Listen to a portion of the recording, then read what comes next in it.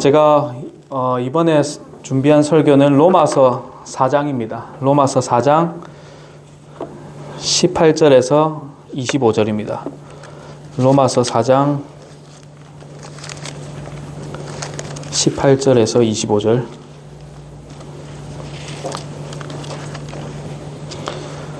한 절씩 교독하도록 하겠습니다. 제가 먼저 읽겠습니다. 그가 바랄 수 없는 가운데 바라면서 믿었으니 이것은 네 씨가 이와 같으리라 하신 것대로 그가 많은 민족들의 조상이 되려 함이라. 그가 그들을 되었을 때에도 이들이 약해지지 아니하여 이제는 죽은 자기 몸을 고려하지 아니하고 또 사라의 죄가 죽은 것도 고려하지 아니하였으며 믿지 아니함으로써 하나님의 약속에 관하여 흔들리지 아니하고 오히려 믿음이 강해져서 하나님께 영광을 돌리며 그분께서 약속하신 것을 그분께서 또한 능히 이행하실 줄로 온전히 확신하였으니 그러므로 그분께서 그것을 그에게 의로 인정하셨느니라.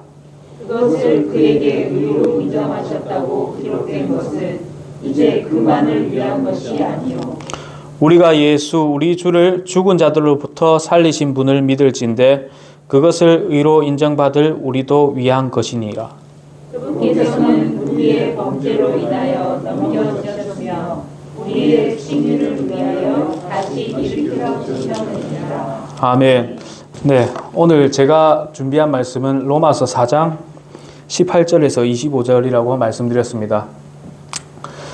제목은 고려하지 않는 아브라함이라고 지어봤습니다. 고려하지 않는 아브라함이라고 지어봤습니다. 네, 성경적 믿음은 보이지 않는 것을 믿음이라고 말합니다.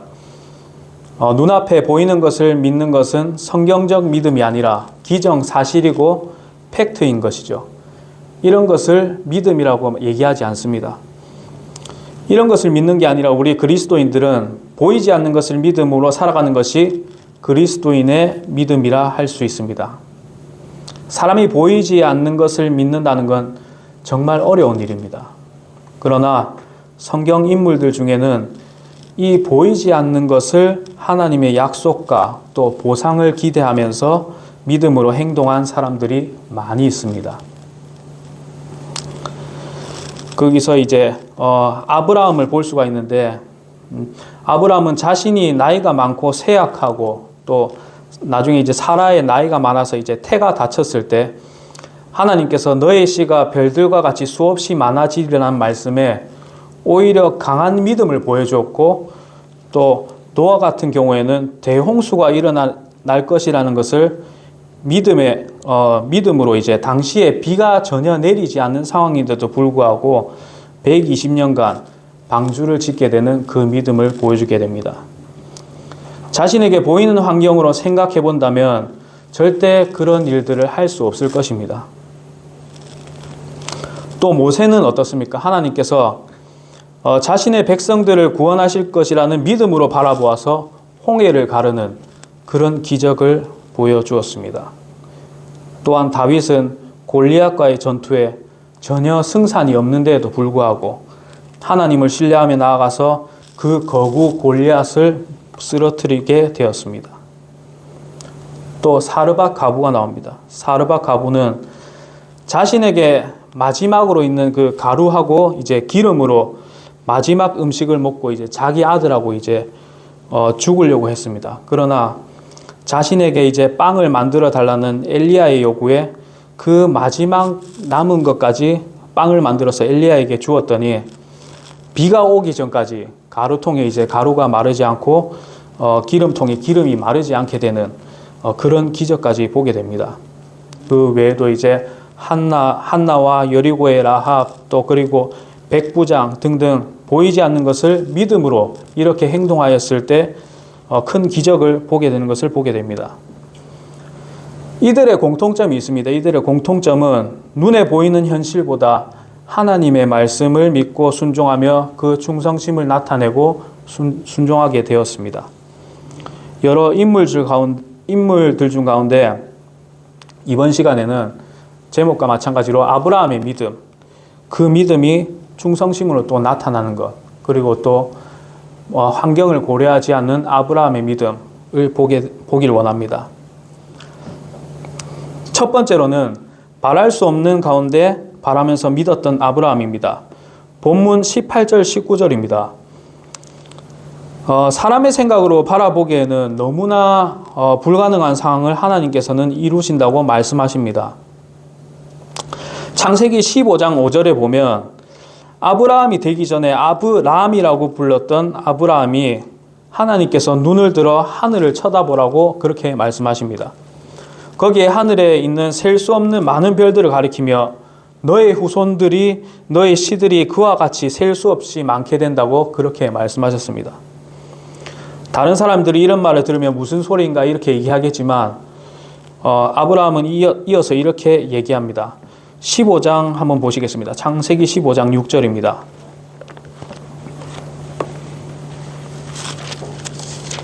(15장 6절입니다)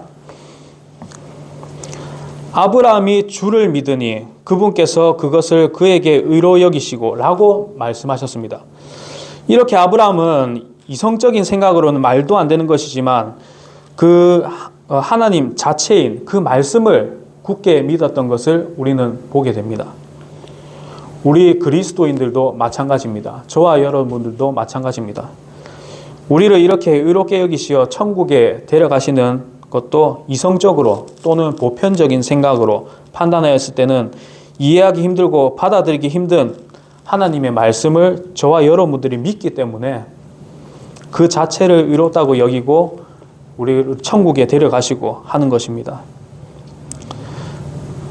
성경 말씀을 보면 참 이성적으로 판단했을 때 말이 안 되는 얘기가 있습니다. 무리를 걸은 이야기, 불구자를 완전하게 한 이야기, 또 물이 피가 되는 죄양, 또 소금 기둥이 된 롯의 아내 등등 수많은 것들이 이성적으로는 너무 믿기 힘든 일이 너무나도 많습니다. 너무나 불가능한 사실이지만 구원받은 그리스도인들은 이 아브라함처럼 초자연적인 것도 하나님의 말씀이기 때문에 거짓말하실 수 없는 하나님을 신뢰하며 믿는 것입니다. 그리고 아브라함은 믿음만으로 끝나는 것이 아니라 그 믿음을 행동으로 나타내 보이기도 합니다.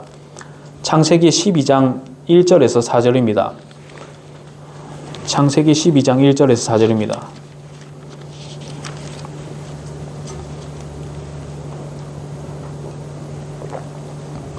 그런데 전에 주께서 아브라함에게 이르시되 너는 내 고향과 친족과 아버지 집에서 나와 내가 내게 보여줄 땅으로 가라. 내가 너로부터 큰 민족을 만들고 내게 복을 주어 네 이름을 크게 하리니 내가 복이 되리라.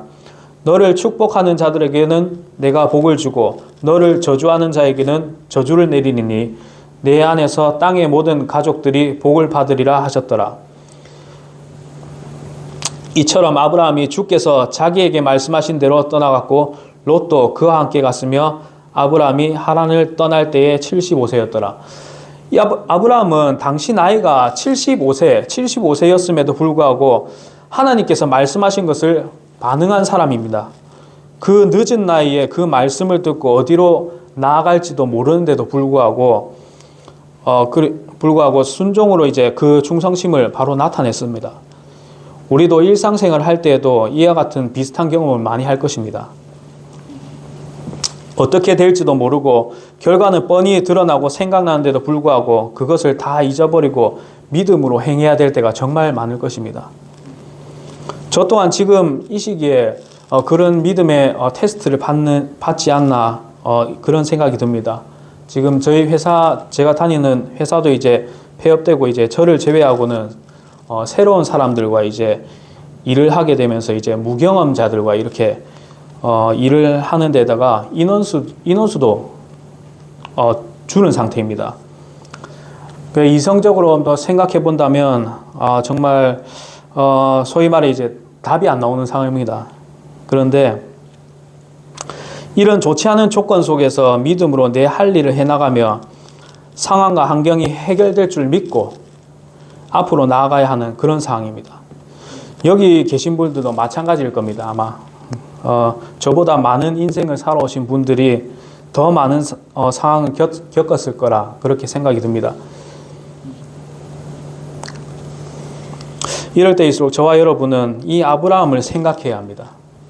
자신의 환경, 자신의 처지 이런 것들을 생각하고 고민하는 것보다 믿음으로 살아가는 저와 여러분들이 되길 원합니다. 그리고 이 아브라함은 믿음의 순종이 즉각적인 순종에서 출발함을 보게 됩니다. 아브라함이라 불리기 전에 아브라함이 방금 읽은 창세기 12장 1절에서 4절처럼 즉각적인 순종을 보여주게 됩니다. 이 즉각적인 순종을 시작으로 믿음의 조상이 딱 되어버린 것이죠. 믿음의 조상이 되기 전에 이 즉각적인 순종이 없었더라면 지금의 아브라함도 없었을 것입니다. 그러므로 우리도 믿음의 사람으로 살려면 이 즉각적인 순종이 제일 먼저 필요하다고 아브라함을 통해서 교훈을 얻을 수 있게 됩니다. 본문으로 다시 한번 보겠습니다. 본문으로 넘어가서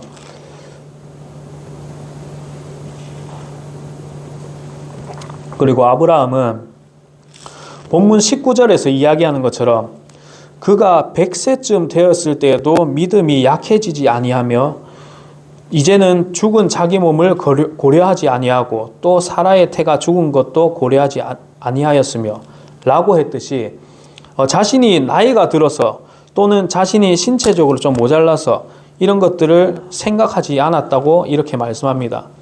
그는 분명히 자신이 신체적으로 좀 힘들기 때문에 핸디캡이 있다고 생각했을 것입니다. 그럼에도 불구하고 그런 것을 전혀 고려하지 않은 채 믿음이 더욱 강해졌다고, 오히려 믿음이 더욱 강해졌다고 이렇게 말씀합니다. 우리가 사실 몸이 약해졌을 때 몸이 약해지는 것뿐만 아니라 우리 마음도 사실 약해집니다. 몸이 힘들어서 마음이 힘들어서 자신이 가야 할 길을 가지 못할 때 우리는 이런 아브라함의 믿음의 자세가 필요하고 또 항시 기억해야 될 줄로 믿습니다. 마찬가지로 그 19절에 사라의 태가 이렇게 죽었다고 얘기하는데 사라가 이제 90세쯤 되었을 때 이삭을 얻었으므로 이제 90세 이전의 때를 이야기하는 것을 보게 됩니다. 태가 죽었다고 이야기하는 것은 이미 아이를 가질 수 없다라는 것을 이야기하는 것인데 보통 여자들은 이제 보통 50세 이후로는 아이를 가질 수 없다고 의학계에서는 그렇게 얘기를 합니다. 그럼에도 불구하고 훨씬 더 세월이 흐른 시간인데도 불구하고 사라의 태가 죽은 것을 아브라함은 고려하지 않았다라고 이야기합니다. 물론 아브라함이 이전에는 하나님께서 사라에게 아이가 날 것이라는 말씀에 비웃었던 그 아브라함이었습니다. 그러나 이제 완전히 돌아서서 하나님의 말씀을 온전히 믿고 하나님이라면 가능하다는 것을 온전히 신뢰하였습니다. 이 비웃고 무시할 때의 믿음이 없는 아브라함의 모습은 이제 볼 수 없고 완전히 불가능한 것을 하나님이라면 가능하다고 믿는 믿음으로 그 충성심을 드러내는 사람이 되게 된 것입니다. 저도 한때 이런 적이 있었습니다. 저희 가정의 기도 제목이 다들 잘 아시다시피 이제 2세에 대한 것인데 그것을 위해서 저희가 갑자기 이름이 생각이 안 납니다.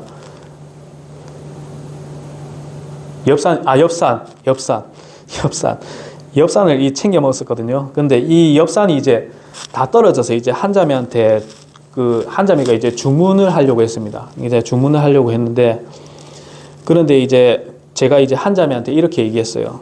우리가 2세에 대한 어려움을 가지는 것은 솔직히 당연하다. 이런 거 챙기면서 뭐가 있겠나. 이런 얘기를 한 적이 있었습니다. 그러고 나서 이제 제가 아침에 그 얘기를 하고 일을 하면서 하루 종일 그 얘기했던 것을 제가 생각해 봤어요. 생각해 보니까. 그리고 또 아브라함과 사라에 대한 얘기도 생각나고 그러고 보니까 이제 제가 참 믿음이 없는 말을 했었던 것 같았습니다. 더 불가능한 것도 가능케 하셨던 분인데 저는 지금보다도 더 좋은 상황인데도 불구하고 지레 걱정하고 근심하며 믿음으로 나가지 못했던 저를 발견하게 되는 하루였습니다.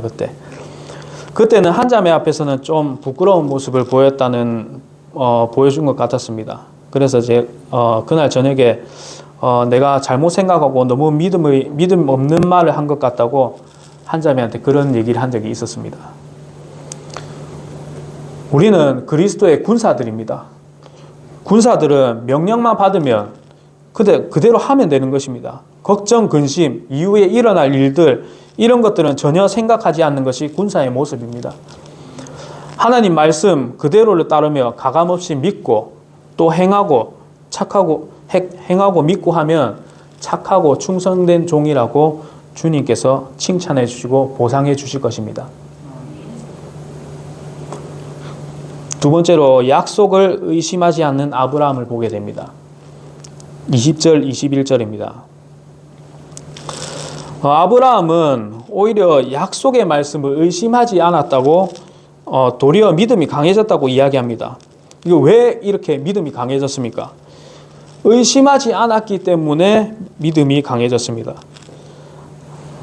아브라함이 의심하지 않았기 때문에 믿음이 더 강해졌지만 성경의 몇몇 인물들은 의심함으로써 육체적으로 또 정신적으로 환경적으로 피폐해지는 것을 보게 됩니다.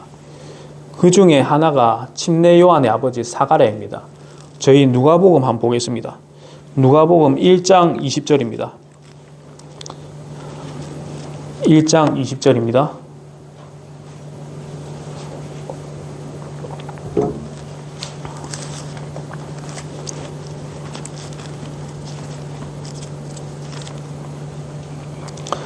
제가 읽겠습니다. 보라, 내가 내 말들을 믿지 아니하므로 이 일들을 이루어지는 날까지 내가 벙어리가 되어 말을 하지 못하려니와 내 말들을 그것들의 때에 성취되리라 하더라. 믿지 않으므로 벙어리가 되게 되는 것을 보게 됩니다. 되게 극단적인 예죠. 그는 엘리사벳의 남편이며 침례 요한의 아버지인데 이전에 아브라함 초기 때 상황처럼 자신의 환경을 생각하고 또 믿지 않는 그런 모습을 보이게 되는 모습입니다. 자신의 처지를 생각하면서 이렇게 얘기를 합니다. 바로 앞에 보면 1장 18절에 누가복음 1장 18절에 사가랴가 천사에게 이르되 이것을 내가 무엇으로 알리이까? 나는 노인이요 아내도 매우 연로하나이다 하니 이렇게 자신의 처지를 생각하고 믿지 않으므로 변명하고 해서 벙어리가 되게 돼버리는 것입니다. 이렇게 피폐해지는 상황이 오게 되는 것이죠. 그렇다고 이 사가랴가 신실하지 못한 사람이느냐? 또 그건 또 아닙니다. 사가랴는 제사장이었습니다. 제사장이었고 분명히 하나님을 경외했던 사람입니다. 하지만 믿음을 뒤에서 회복하게 되지만 당시에는 이제 믿음이 약하여서 의심하고 믿음 없는 이야기를 해서 벙어리가 되게 되는 것을 보게 됩니다. 그렇지만 본문의 아브라함은 이런 모습을 전혀 보이지 않았습니다. 그렇지만 저희들도 이 사가랴의 모습이 나타날 수도 있습니다. 신앙생활도 열심히 하고 신실한 사람처럼 보인다 할지라도 자신의 현실을 바라보며 이 사가랴의 변명을 늘어놓게 될 수도 있는 것입니다. 그러나 이런 것을 우리가 이제 교훈 삼아서 현실 직시로 이제 살아가는 것이 아니라 하나님의 약속을 믿으면서 살아가는 삶이 되어야 될 줄 믿습니다. 또 약속을 의심하는 인물이 또 있습니다. 대표적으로 또 기드온입니다. 기드온.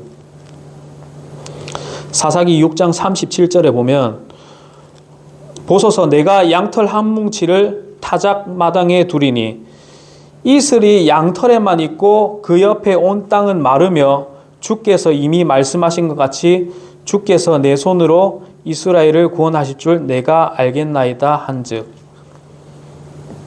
하나님께서 분명 기드온을 통해 이스라엘을 구원하겠다고 이야기하는데 기드온은 의심에 찬 생각으로 이제 하나님을 이제 시험하게 되는 그런 상황을 보게 됩니다.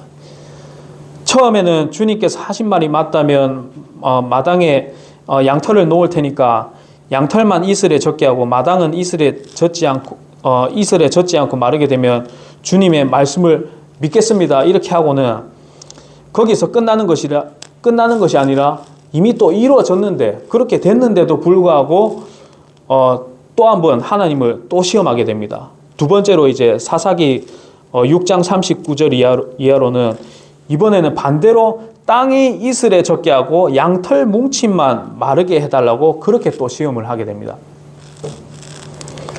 그러면 또 주께서 그렇게 되면 또 주님께서 말씀하시는 걸로 믿겠습니다. 이렇게 하는 모습을 보게 됩니다. 계속 의심에 찬 시험을 하게 되는 것입니다. 이루어졌는데도 불구하고 계속 그렇게 하게 됩니다. 이에 대해서 기드온이 앞에 그 사가랴처럼 벙어리가 되고 이런 것은 아니지만 아마도 이런 의심, 믿음 없는 행위를 하지 않았다면 하나님께서 더 크게 쓰시지 않았을까 하는 생각이 듭니다. 그러므로 저와 여러분들은 믿음 없는 말, 믿음을 실지 않는 행동, 이런 것들은 해서는 안 될 것입니다. 우리는 나의 주님인 하나님을 기쁘게 해야 합니다. 그 기쁘게 해드리는 것은 어떤 착한 일, 좋은 일, 이런 것을 해서 그런 게 아니라 오직 믿음만이 하나님을 기쁘게 해드릴 수 있는 것입니다. 저희가 잘 아는 말씀입니다. 히브리서 11장 6절에 그러나 믿음이 없이는 하나님을 기쁘게 하지 못하나니 그분께 가는 자는 반드시 그분께서 계시는 것과 또 그분께서 부지런히 자신을 찾는 자들에게 보상해 주시는 분이심을 믿어야 하느니라. 믿음이 없이 선하게 살았거나 믿음이 없이 이웃을 사랑했거나 믿음이 없이 다른 사람을 위해 희생을 했거나 믿음이 없이 신앙생활을 열심히 하였으면 그 모든 것이 아무리 잘해도 하나님을 기쁘게 할 수 없다고 얘기합니다. 의인은 믿음으로 살리라 라고 말씀하셨습니다. 저와 여러분들은 주님께서 의인이라고 불러주십니다. 그렇기에 그에 걸맞게 반드시 믿음으로 살고 믿음으로 하루를 지내야 하는 것입니다. 세 번째로는 저희가 잘 알다시피 행위가 아닌 믿음으로 의롭다함을 받은 아브라함입니다. 아브라함은 우리가 잘 알다시피 믿음으로 의롭다함을 받은 사람입니다. 그는 율법 시대 이전의 사람이었지만 하나님이 정해주신 법 아래 잘 행하던 그런 사람이었습니다. 창세기 26장 5절에 보면 이는 아브라함이 내 음성에 순종하고 내가 명한 것과 내 명령과 내 법규와 내 법들을 지켰기 때문이라 하시니라. 창세기 26장 5절의 말씀처럼 그는 하나님의 명령을 수행하였고 또 그 법을 따르는 삶을 살았습니다. 우상을 버리기도 하였고 11조도 드렸고 할례까지 받았던 그런 행위도 다 행했죠. 그러나 그것을 지키고 행함으로 하나님께서 의인이라고 불러주신 것이 아니라 오직 믿음 그 단 한 가지로 의롭다함을 받게 된 것입니다. 그냥 단순한 믿음이 아니라 나중에 하나님께서 분명히 자기에게 보상해 주실 것이라는 것을 믿었기 때문에 어떤 명령도 의심 없이 변명 없이 다 이행할 수 있었던 것입니다. 아브라함은 단순히 맹신하는 것이 아니었습니다. 이게 단순히 맹신하는 것이 정말 이게 중요합니다. 이게 조심해야 될 부분입니다. 맹신을 하게 되면 이단이나 사이비에 빠지게 됩니다. 우리의 신앙은 맹신이 아닌 분명한 이해와 확신, 또 그리고 신뢰를 바탕한 믿음으로 이루어진 것입니다. 아브라함이 단순히 맹신한 것이 아니라는 것은 그가 이제 자기 아들인 이삭을 제물로 바쳤을 때 그때 분명히 나타나게 됩니다. 아브라함은 맹신으로 자기 아들 이삭을 바치려고 하는 것이 아니었고 분명히 하나님께서 자기 아들을 다시 살리실 것을 믿었기 때문에 그런 행위를 취했던 것이죠. 히브리서에서 이렇게 얘기합니다. 히브리서 11장 9절 한번 보겠습니다. 히브리서 11장 9절에 한번 보겠습니다.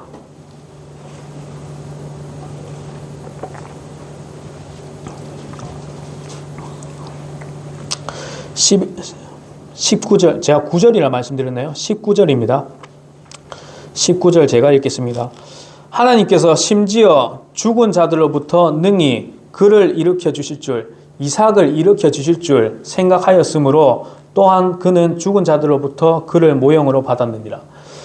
분명히 아브라함은 이 히브리서의 말씀처럼 자기 아들 이삭을 살리실 것을 믿고 생각했다고 말하고 있습니다.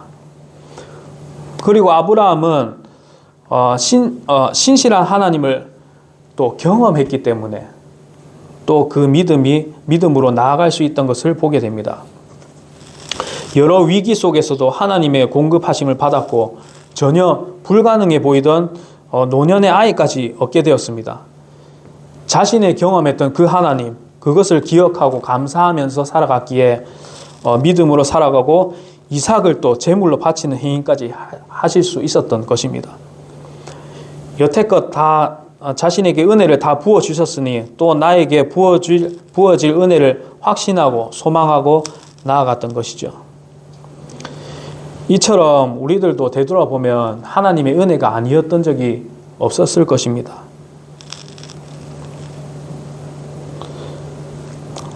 위기 속에서도 우리를 건지셨고 어려울 때 또 피할 길을 주셨고 저와 여러분들을 입히시고 먹이시고 재우시고 안식하게 하시는 하나님을 다들 경험하셨을 겁니다. 이 하나님을 신실하심을 경험한 사람은 그 경험한 사람의 기억은 또 그렇게 하나님께서 또 지키시고 보호하신다는 확신으로 믿음으로 행동하여 하나님을 기쁘게 하게 되는 것입니다. 저와 여러분들이 이 시간 과거에 하나님께서 나에게 어떤 은혜를 부어주셨는가 한번 생각해 보시길 바랍니다. 그리고 이전에도 이렇게 나에게 은혜를 주셨으니 후에도 그렇게 해주실 것이라는 것을 믿고 은혜 위에 은혜를 더해 주실 것을 믿고 행하는 믿음의 그리스도인으로 성장하는 저와 여러분들이 되길 원합니다. 계속해서 본문을 보면 23, 24절에도 그것을 그에게 의로 인정하셨다고 기록된 것은 이제 그만을 위한 것이 아니요 라고 말씀하십니다. 아브라함뿐만 아니라 저희들도 그 아브라함과 같은 믿음으로 순종된 삶을 분명히 살아가야 합니다. 아브라함도 이렇게 믿음으로 순종하는 모습을 보여줬습니다. 예수님도 마찬가지입니다. 아브라함도 이런 믿음의 자세를 보여주었으니 우리도 그런 믿음의 자세를 보여줘야 하고 하나님이신 예수님도 우리의 본이 되셨으니 우리도 그를 분명히 따라야 합니다. 히브리서 13장 7절에는 하나님의 말씀을 너희에게 일러주고 너희를 다스리는 자들을 기억하며 그들의 행실의 결말을 깊이 살펴보고 그들의 믿음을 따르라. 그 믿음의 선배들의 믿음을 따르라. 이런 말씀입니다. 아브라함뿐만 아니라 믿음의 선배들을 기억하고 또 그들의 믿음을 따르라고 말씀을 합니다. 성경 인물들에서 끝나는 것이 아니라 우리도 계속해서 이런 믿음을 보여줘야 한다고 말씀합니다. 마지막 25절에 보면 순종하는 믿음은 네 번째입니다. 순종하는 믿음은 그분의 희생과 은혜를 기억할 때 가능한 것입니다. 순종하는 믿음은 그분의 희생과 은혜를 기억할 때 가능한 것입니다. 믿음이 강하게 되는 것은 우리 주 예수 그리스도의 희생을 기억할 때 더욱더 강하여지는 것입니다. 이론적으로 우리가 배워서 그런 것이 아니라 주님께서 십자가에 달리셔서 다 이루었다고 말씀하시면서 나를 보며 고개를 떨굴 때 한번 상상해 보십시오. 그런 것을 떠올려 보면 이론적으로 받아들인 사람보다 정말 이 가슴으로 받아들인 사람은 눈물을 흘리거나 감사하는 마음이 넘칠 수밖에 없습니다. 그분의 희생을 날마다 우리는 기억해야 합니다. 기억하지 않으면 육신의 힘에 넘어가게 되며 기억하지 않으면 감사하지 못하게 되고 기억하지 않으면 믿음의 눈을 잃어버리게 되는 것입니다. 저희가 잘 아는 말씀입니다. 이사야서 53장 5절 6절. 그러나 그는 우리의 범법들로 인해 부상을 당하고 우리의 불법들로 인해 상하였노라. 그가 징벌을 받음으로 우리가 화평을 누리고 그가 채찍에 맞음으로 우리가 고침을 받았도다.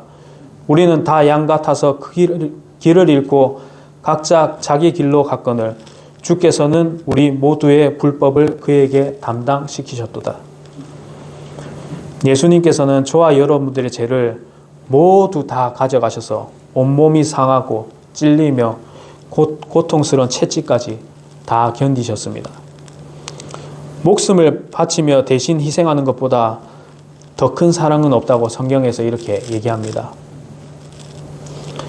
요한복음 15장 13절에 보면 아무에게도 자기 친구들을 위해 자기 생명을 내놓는 것 이것보다 더 큰 사랑은 없나니 자신에게 잘해주는 사람, 자기와 같이 놀 수 있는 친구, 자신의 사랑하는 연인 이런 것보다도 이 생명을 다 던지신 그 위대하고 그 숭고한 사랑 그것을 나타내신 분이 저와 여러분들 안에 있습니다. 이것보다 더 위대한 사랑은 없고 이것을 우리는 기억해야 할 것입니다. 그리스도인들 중에 그 차 안에 그 십자가를 달아놓고 계신 분들이 많더라고요. 뭐 거기에다가 이제 대고 빌고 하는 건 그 십자가가 우상이 되니까 문제가 되겠지만 저 개인적으로는 그게 필요할 때가 있구나 뭐 이런 생각이 든 적이 있어요. 그 제 친구 중에 그 믿는 친구가 한 친구가 있는데 그 친구가 이제 차에 그 차 안에 그 룸미러에 그 십자가를 하나 걸어놨어요. 근데 어느 날 그 친구가 그 차를 내려서 이제 밖에 무슨 일이 나서 그 밖에 사람과 말다툼을 좀 했었거든요. 그러고 나서 딱 뒤돌아서 이제 차로 이제 가는데 그 차 안에 그 걸려있는 그 십자가를 보게 된 거예요. 자기하고 눈이 마주친 거예요.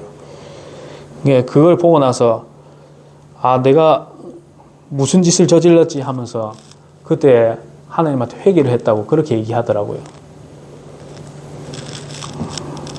그럴 때 보면 한 번씩 그게 긍정적인 작용도 할 수 있구나 이런 생각이 듭니다. 이렇듯 예수님의 희생과 은혜를 매 순간 우리가 기억을 한다면 자신을 돌아볼 수 있고 더 나아가서 이제 믿음이 성장하여서 또 자신을 또 제어할 수 있는 인내가 나타나는 것입니다.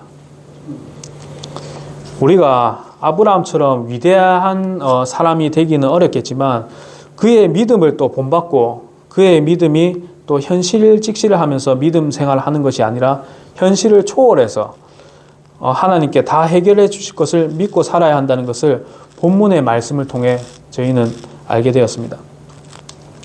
물론 이것이 정말 쉬운 일은 아니라고 생각이 듭니다. 그러나 우리가 정말 하나님을 사랑한다면 그분을 기쁘게 해드리고 싶은 마음이 넘쳐나지 않겠습니까?